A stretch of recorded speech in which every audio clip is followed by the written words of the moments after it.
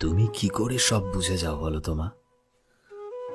আমাকে বোঝার মতো তো কেউ ছিল না।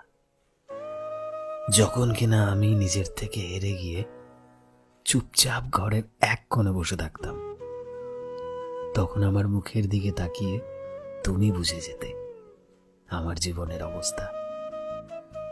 কি চলছে আমার মধ্যে সে কথা কেউ বুঝতে চায়নি। বিশ্বাস করো মা, কেউ না। এক মুহূর্তের জন্য আমার মাথায় নিজেকে শেষ করে দেওয়ার ইচ্ছা জেগেছিল, কিন্তু আমি তা পারিনি তোমার মুখের দিকে তাকিয়ে, পারিনি নিজেকে শেষ করে দিতে।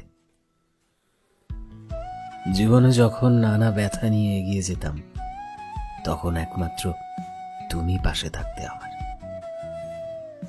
যখনই নিজেকে শেষ করে দেওয়ার ইচ্ছা জেগেছিল, বিশ্বাস করো মা, তখন তোমার মুখটা চোখের সামনে ভেসে উঠেছিল।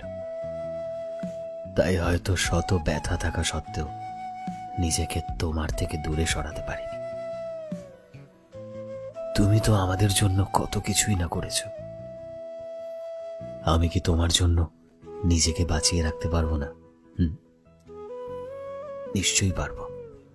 আমাকে যে পারতেই হবে মা। জানো তো মা, মাঝে মধ্যে চোখের কোণে একাই জল চলে আসে যখন আমি ভাবি তুমি না থাকলে আমার কি হতো। সো ফ্রেন্ডস, আমি শোভন ছিলাম তোমাদের সাথে, কলমে প্রকাশ এবং গ্রাফিক্সে বিশ্বজিৎ। হ্যাপি মাদার্স ডে পৃথিবীর সকল মায়েদের। ভিডিওটি কেমন লাগলো অবশ্যই কমেন্টে জানিও এবং কমেন্টে হ্যাপি মাদার্স ডে লিখতে ভুলো না। এই মুহূর্তে তুমি যদি আমাদের ফেসবুকে দেখে থাকো, তবে প্লিজ আমাদের পেজটিকে ফলো করে দিও। চ্যানেলে নতুন হলে প্লিজ চ্যানেলটিকে সাবস্ক্রাইব করে দিও। আর যারা অলরেডি সাবস্ক্রাইব করেছো, তোমাদের সবাইকে অসংখ্য ধন্যবাদ। দেখা হচ্ছে নতুন একটা দিনের নতুন একটা ভিডিওতে। টিল দেন, সবাই ভালোবাসায় থেকো এবং সবাইকে ভালোবাসায় রেখো। Thank you.